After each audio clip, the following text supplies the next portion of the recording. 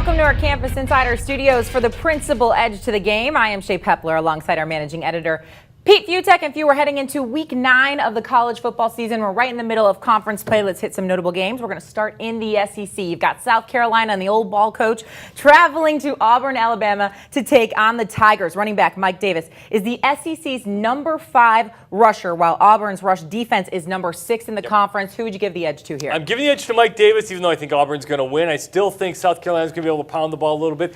That's how you got to attack Auburn, is just pound it, pound it, pound it. Get at this run defense. That pass rush is really strong. I don't think they're going to be able to throw all that well. It's got to be Davis. I think Davis has a big game, but again, Auburn wins. Staying in the SEC, we're heading to Death Valley now because Ole Miss is coming to town, and check out this matchup. Bo Wallace, number 2 in the SEC in passing touchdowns, while LSU's pass defense is number 4 in the nation. Who are you giving the edge to?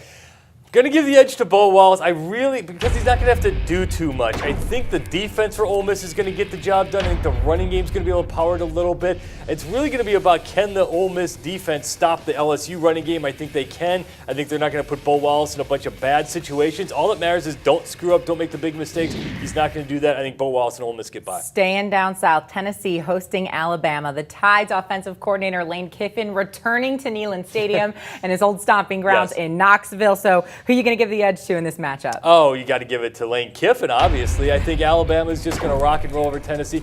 It's just a bad man. Tennessee just doesn't score enough. Their problem is they can't run the ball very well. It's an inefficient passing game against the better secondaries. I think Alabama wins this thing pretty much easily. They're not going to blow them out. It's not going to be a 59-0 thing. I think they win it in a walk. They start out hot and stay there.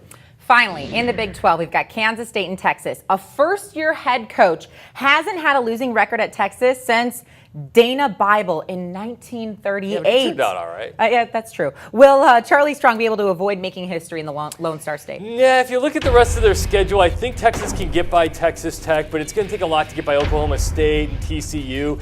And it's just a tough rest of the schedule. They got to win 3 out of these final 5. I don't think they can do it. I think they probably win 2 out of the final 5. Look for the future. All that really matters right now for Texas is, does Tyrone Swoops improve? Is there stuff to go off of for next year? It doesn't really matter if they go to a bowl game or not, other than they need the extra practices. But for right now, can they improve? But no, I do not think they go to a bowl game. That is a noon Eastern kickoff from Bill Snyder Family Stadium. Pete Fiutak, great stuff as always. And thank you for watching the Principal Edge to the Game. Principal will give you an edge.